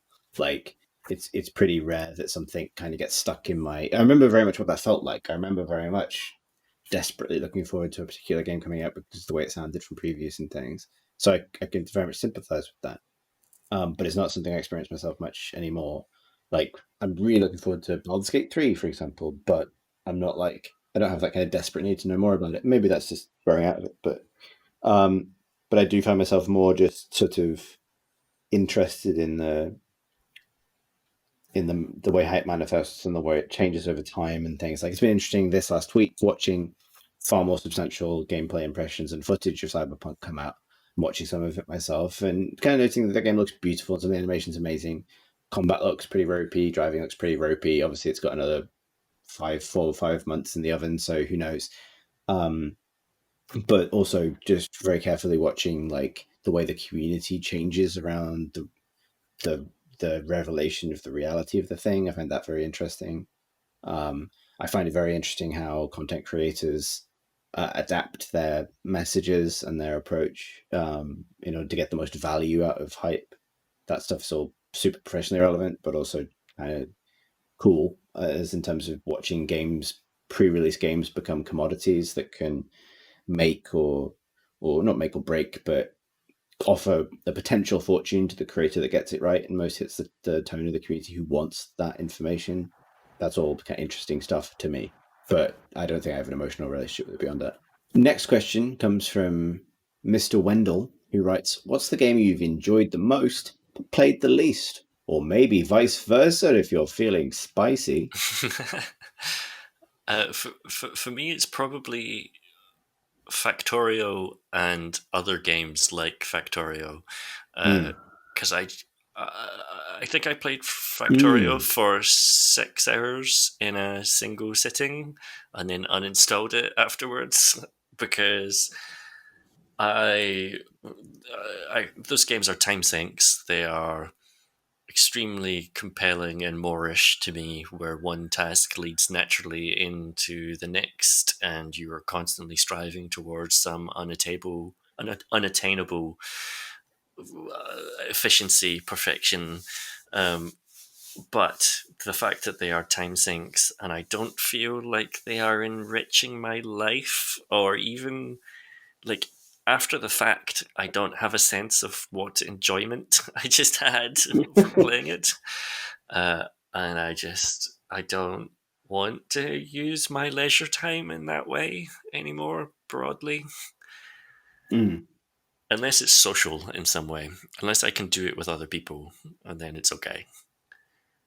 This probably isn't the most extreme example, but a recent one was heartbreakingly was XCOM Chimera Squad, because I was so excited about that game and it was so much what I wanted at first, and then it just, I don't know, I almost wonder if something broke on my playthrough, because I played 56 hours of it and I still haven't finished it. And other people were talking about it like, obviously an XCOM campaign is at least that long, probably 100 hours. But this was a much narrower focus game, and in particular you only get a certain number of squad mates and then it just stops giving you them. And once it stops giving you them, the game, there's really nothing new to discover. You get a couple of new abilities for those people, but once they're maxed out, that's it. There's nothing. Every mission is basically the same after that. And that period has gone on for so long, And I stuck with it because this is so in my genre, and it's so has so much in common with the game I'm making, and I really felt like I needed to see it through. And I have now got to the last mission, but then the last mission turned out to be the penultimate mission, and then the last mission for real turns out to have 2 stages to it. But then when the 2 stages are up, it starts another 3 stages of it, and I just stopped. I just thought, I just can't see it through. I've just played so much of this, and it's just the same constantly. I can't get through it. So that's kind of a sad thing. I think I often, when it comes to like, I can't really, well, I think of one particular game from recently, but like I have such a bad habit of finding games that I love and talking about them on the podcast and then never playing them again, that like I really struggle to go back to things actually once the sort of the hot take has come up. Partly because that's one of the reasons that drives me to seek out new games rather than play Destiny all day. And the most recent example of this in terms of the like struggling to go back to something that I do absolutely love was World of Horror. I really, really do want to go back to that. And I can determine this by I put things on my Steam favorites list and highlight them, to force myself to remember, like, you like this, go explore this more. But I do have this problem of just sort of dipping into something. Maybe in that case, kind of finishing a few of the storylines. I really struggle to do the thing of like mining out every last drop of kind of value from a game, which is what I used to do a lot with games that I loved, particularly like RPGs and things. I just haven't done that for such a long time. Does anyone have any thoughts on the opposite way around of this question? Games that you've enjoyed the least and played the most? There are. I don't know if it quite fits the question, but there are. I was thinking about it recently because the Mafia remake is on the way, I think in August. And I loved the original Mafia, and for years would list it as like one of my top 10 games. It's cinematic, it's surprisingly well acted and written for its time. It was an open world game slightly before GTA 3, I think, fully in 3D, but it had more integrity as a real world and a sense of place to it. But I think for the duration of the time that I was actually playing it, most of that time was spent extremely frustrated and angry, slamming my mouse and yelling at it. And like, it's infamous in particular for there's a race mission. You have to complete this like mission. And you have to win it. And they eventually patched it and made it a bit easier, but I didn't have the patch and I did it before, and that took probably like 10 hours. But even around that, like, the combat isn't great. Like, it's what was it, 2002 or something like that? It was pretty early third-person action game. No real cover system, ropey AI, really shaky third-person aiming with guns. Missions where you just had to mow down so many people in a combat system that didn't really feel like it supported it. Then lots of like scripted sequences where you'd be like shooting turrets from the backs of trucks, and there was lots of fail states and all this sort of stuff. And yeah, I loved it. I loved it in retrospect, even though I was so angry with it so much of the time I was playing it. I don't know if that quite fits the question. Yeah, and I think it's interesting, like, approach this, because like it's sort of what the game represents and the kind of fantasy it represents, right? Like, rather than just the literal experience moment to moment of playing it. I think particularly at that time, I remember loving Mafia because it felt like such a place, again, to return to the thing, like I wanted to be there. And I remember all the same frustrations, like, but I think also that was a different era where like frustrations like that racing level felt like the cost of entry to something like that. I don't think we necessarily accept that anymore, that I'm going to try and play this game and it's just going to fucking fight me. Like, it doesn't want me to progress or see the ending, and I shouldn't expect to.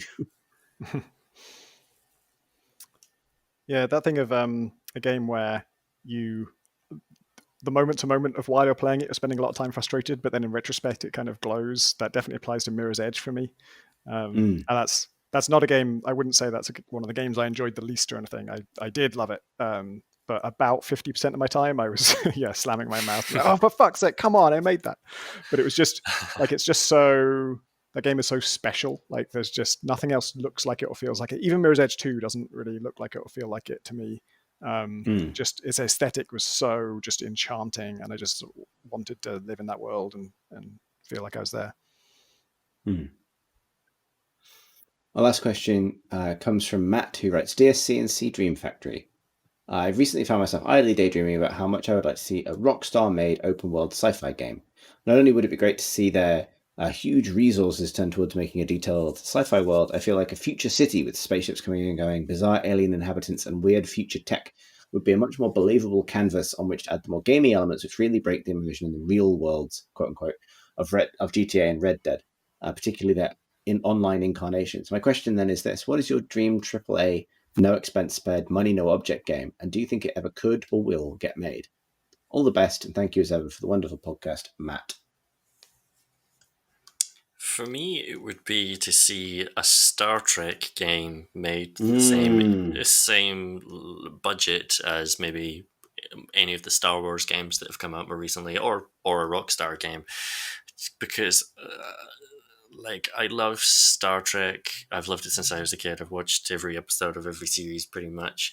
And one of the most exciting things ever was there was an Elite Force expansion where you could walk around Voyager, I think it was, and just go freely around the ship and go visit 7 of 9 in the teleporter bay or whatever, and all this sort of stuff. And just the fantasy of exploring those ships, and then the fantasy of exploring a galaxy, that galaxy in particular, which has it's a flavor of sci-fi that you don't really see in games very often. I'd love that. And whether it would ever actually happen, probably not, because Star Trek feels like a very big and central and mainstream part of pop culture to me, until I go look at how much money, say, any of the Star Trek films have ever made versus any of the Star Wars films, for example. And it's just not anywhere close. Like the vast majority of Star Trek movies do not make that much money. So whether you could ever justify that kind of budget on it, I don't know. Graham, am I right in remembering that you haven't played Mass Effect? I thought about that because Mass Effect often gets compared to it, and I've played the first 3 hours of Mass Effect 1 3 times. Yeah, I guess that is the weakest part of the entire series. I think I get about as far as the big space station shopping center place and run around there for a bit. The Citadel shopping center, yeah. And then never go back. Big town syndrome. Yeah, classic big town. Lost in the big Primark in the sky. Not having died. That sounds like you've died and gone to buy socks. But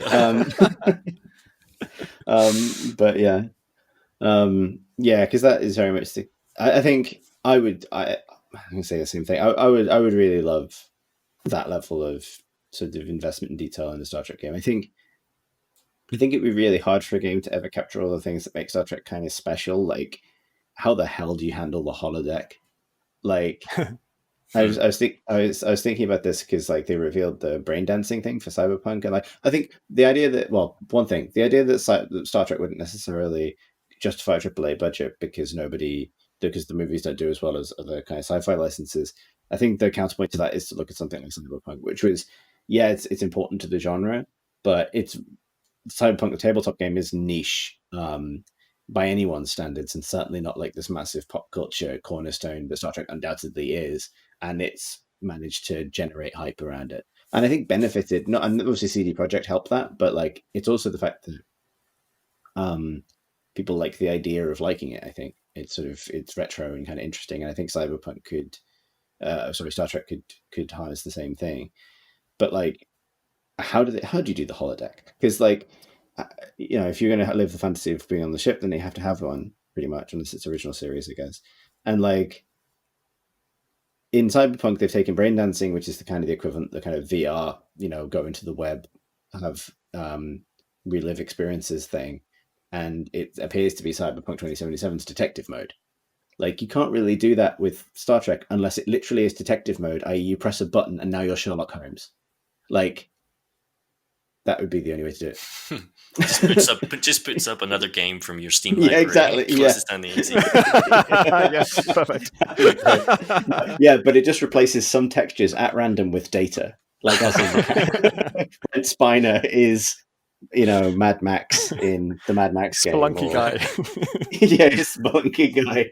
Oh man, that shit. I want to see that now. Somebody do that as cosplay somehow. Yeah, exactly. The thing with Cyberpunk, though, is that I don't think they're not excited about Cyberpunk 2077 because of the board game. They're excited about it because it's CD Projekt Red. They're excited about it because it's the genre of cyberpunk. I think the problem with Star Trek is people have preconceived notions of what Star Trek is. And so if CD Projekt Red came along and said, we're going to make a Star Trek game, there are a bunch of people that would be excited about that, but a bunch of people that would also go, oh, I don't like Star Trek that much. It's like Star Wars, but boring.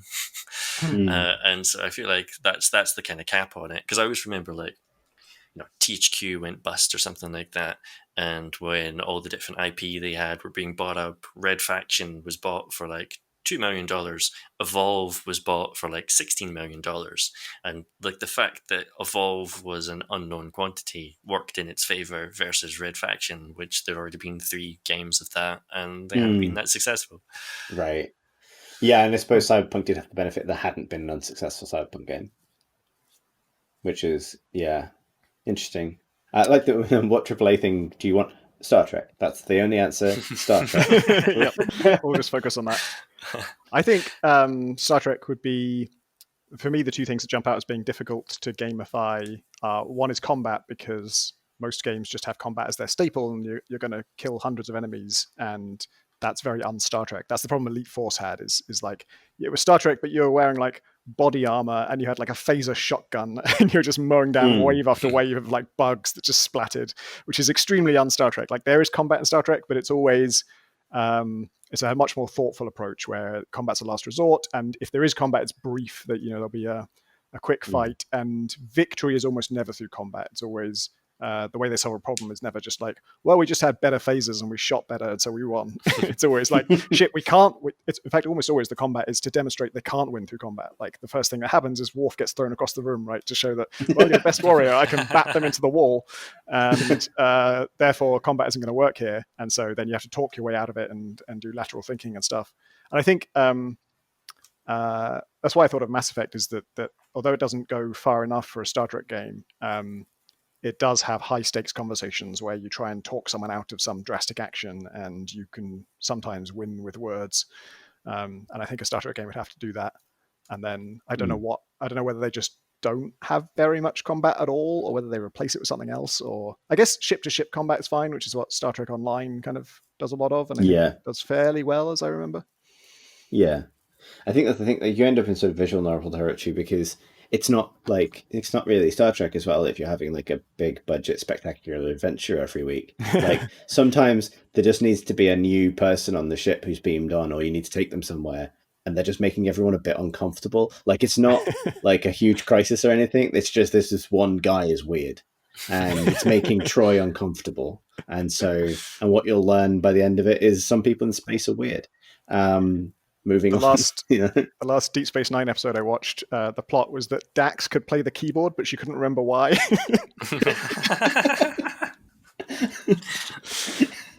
I think, like, I want to play like either the Star Trek scenario generator, or a game like a puzzle game where your job is to articulate a scenario that the Star Trek crew, who are like AI controlled, can't handle. Like arrange the plot, almost like in a meta sense, like arrange the plot elements in a way that breaks the formula. That'd be fun. But then they're into turning the process of a procedural thing into the actual game, I suppose. But yeah. Like, if you set the Worf throw velocity too high and he dies, then that just sort of changes the entire nature of the episode. But then it would inevitably become about resurrecting Worf due to some moss you've found or something. You know what I mean? Like they will find a fucking way. Like, and so having to unpick that, like construct the scenario they can't undo. by the end of the... You're definitely making the Star Trek Voyager game at that point rather than the Star Trek Next Generation game. That's true, yeah, that is true. Well, that is all of the questions we've got time for. Thank you to everybody who wrote us a question. If you would like to send a question for a future episode of the podcast, you can do so by emailing us at questions@crateandcrowbar.com. You can also tweet us if you wish, at Twitter, Crate and Crowbar. Crate and Crowbar on Twitter. We have a YouTube channel, youtube.com/Crate and Crowbar, where you can find uploads of these episodes with pictures and some other things. Why not? Thank you to everyone who supports the podcast on Patreon. If you'd like to find out more about supporting the podcast, you can do so at patreon.com/Crate and Crowbar. Finally, our community hangs out on Discord, and you can find a link for our Discord channel on our website at crateandcrowbar.com. I've been Chris Thurston. And I've been Tom Francis. I assume. And I have been Graham Smith. Thanks for listening, everybody. A good attempt. An attempt is made.